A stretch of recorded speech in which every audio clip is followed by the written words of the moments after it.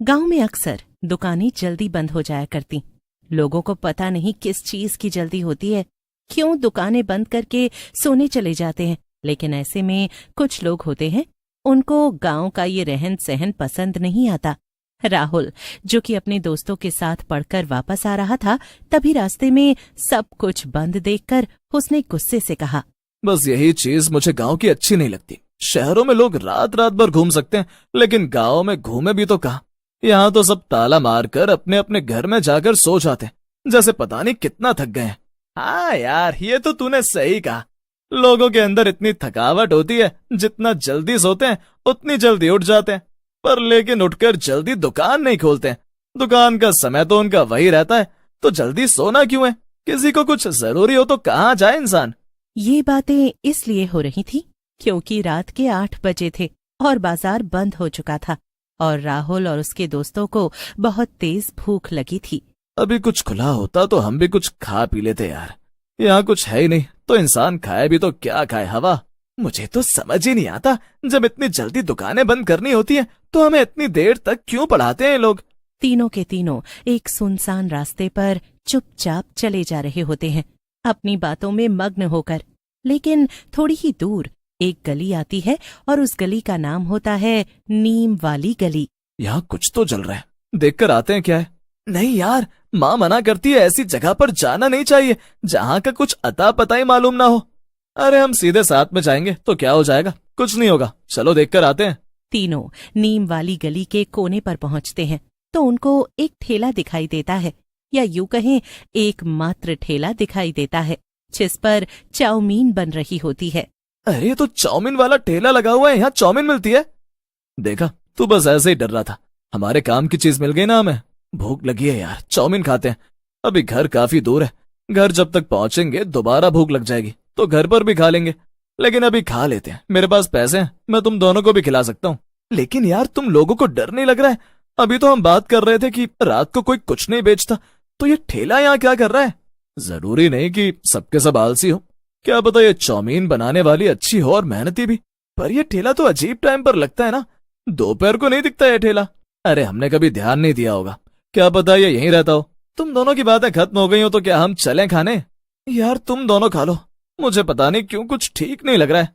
अरे डरपोक, खाना खा और चुप रह, आगे तो कुछ नहीं मिलने वाला, यही है जो है। अब चुपचाप खा ले और हमें भी खाने दे। तीनों दोस्तों ने 2-2 प्लेट मंगवाई। वो औरत जो चाउमीन बना रही थी, उसकी आंखें एक टक राहुल को घूर रही थीं। तीनों फिर से हंस पड़ते हैं।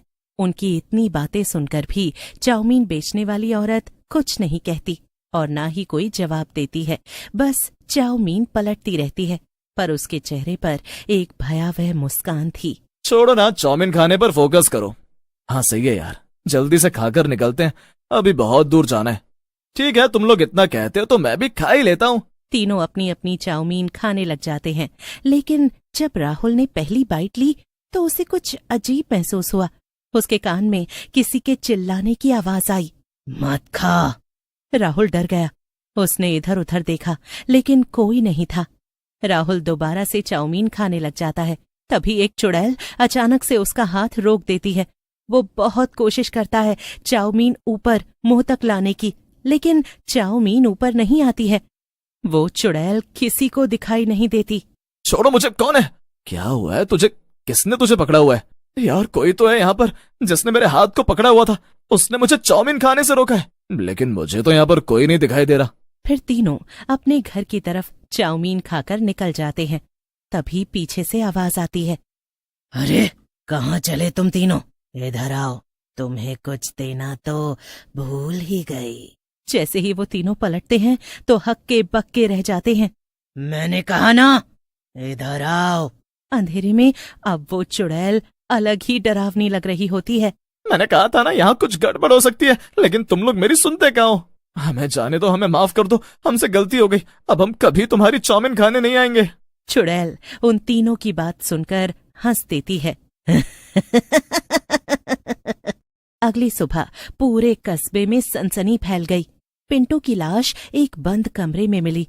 ऐसे ही गांव के 2 अलग अलग सुनसान जगहों पर बाकी दोनों दोस्तों की लाशें मिलती हैं।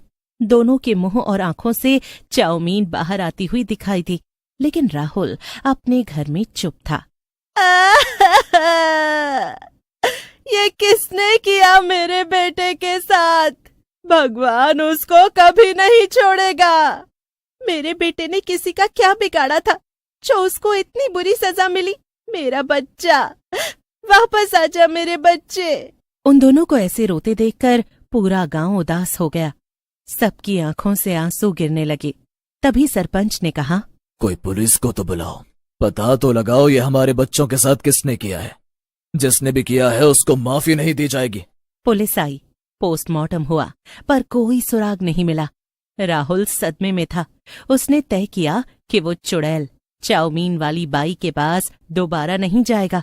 लेकिन उस रात उसे एक सपना आया। सपने में वही बाई थी। उसके हाथ में एक चाकू और दूसरी ओर एक प्लेट जिसमें अमन का सिर पड़ा था। अब तेरी बारी है, उसने फुफकारते हुए कहा। राहुल डर के मारे उठकर बैठ गया और पानी पिया। अगली सुबह होने पर राहुल ने गांव के एक बूढ़े आदमी रामदीन बाबा के बारे में लोगों से बहुत सुना था, तो वो झट से अपने पलंग से उठा, पर बाहर जाते ही माँ ने पीछे से आवाज लगाई, बेटा, इतनी सुबह सुबह कहाँ जा रहा है? बस माँ, थोड़ी देर में आता हूँ। इतना कहकर राहुल बाबा के पास चला गया। जब वहां पहुंचा तो बाबा बाहर बैठकर साधना कर रहे थे। राहुल ने थोड़ी देर इंतजार किया तो बाबा उठकर उसके पास खुद आए और पूछा, क्या हुआ बेटा, तू परेशान लगता है? तेरी जिंदगी में कोई दुख चल रहा है क्या? बाबा, नीम वाली गली की वो चाउमीन वाली बाई कौन है? तू उसको कैसे जानता है बेटा? क्या हुआ बेटा, तू रोने क्यों लग गया? बाबा, सब मेरी गलती है। मेरी वजह से आज मोहन और पिंटू इस दुनिया में नहीं रहे। उस चुड़ैल ने मेरे दोस्तों को मार डाला। बाबा, मुझे जानना है कि वो कौन है। उसका नाम कमला था। सालों पहले की बात है। वो एक तवायफ थी, पर धीरे धीरे उसने खाने का ठेला लगा लिया, खास तौर पर चाउमीन। रात को जब बाकी ठेले बंद हो जाते तब उसका ठेला शुरू होता। तो वो कहाँ चली गई बाबा? अफसोस की बात है बेटा, लोगों ने उसको गलत समझा और उसके ठेले को आग लगा दी, जिसके गम में उसने भी अपनी जान दे दी। उसने जाते समय सबको कहा था कि एक औरत चाहकर भी एक इज्जतदार जिंदगी नहीं जी सकती। कोई किसी के साथ इतना गलत कैसे कर सकता है? शायद राहुल के इन्हीं सब ख्यालों और सोच की वजह से चुड़ैल ने राहुल को जिंदा छोड़ दिया था। वो अपने दोस्त राजन और निखिल को साथ लेकर उस ठेले तक गया और सब कुछ बताया। राजन और निखिल ने उसका मजाक उड़ाया। तुम फिर आ गए राहुल? चुड़ैल ने ज्यादा कुछ नहीं बोला और उसके दोस्तों को चाउमीन दे दी। राहुल ने उसके पैरों पर ध्यान दिया। उसके पैर उल्टे थे। उसके दोस्तों ने चाउमीन खाई और उठकर जाने लगे। तभी चुड़ैल ने उन दोनों को पीछे से पकड़ लिया। कहाँ जा रहे हो? तुम्हारा पेट तो भर गया, पर मेरा मन तो शांत नहीं हुआ ना। वो गुस्से से हवा में उड़ने लगी। चारों तरफ हवाएं तेज हो गईं और वो चिल्लाई, तू होता कौन है ये तय करने वाला कि औरत को औरत की तरह रहना चाहिए? तभी बीच में राहुल आया और उसने चुड़ैल से माफी मांगी। चुड़ैल ने राहुल की बात सुनी और उन दोनों को जाने दिया। लेकिन जैसे ही वो दोनों घर पहुंचे तो उसी रात राजन ने खुद को काट लिया। उसने अपने पेट में खुद चाकू घोंपा। अगली सुबह उसकी लाश लटकती मिली और मुंह से खून के साथ साथ वही नूडल्स बह रहे थे। राहुल ने हिम्मत करके एक रात अकेले जाकर उस नीम के पेड़ के नीचे खुदाई शुरू की। मिट्टी हटाते ही उसे जली हुई चूड़ियों की एक थैली मिली और अध जली फोटो, जिसमें वही कमला मुस्कुरा रही थी और उस छाया से निकली कमला की आत्मा। तभी उसने जेब से वो फोटो निकाली और उसे आग लगा दी। फोटो जलते ही कमला चीखने लगी। राहुल बेहोश हो गया। अगले दिन नीम वाली गली खाली थी। वहां कोई ठेला नहीं था।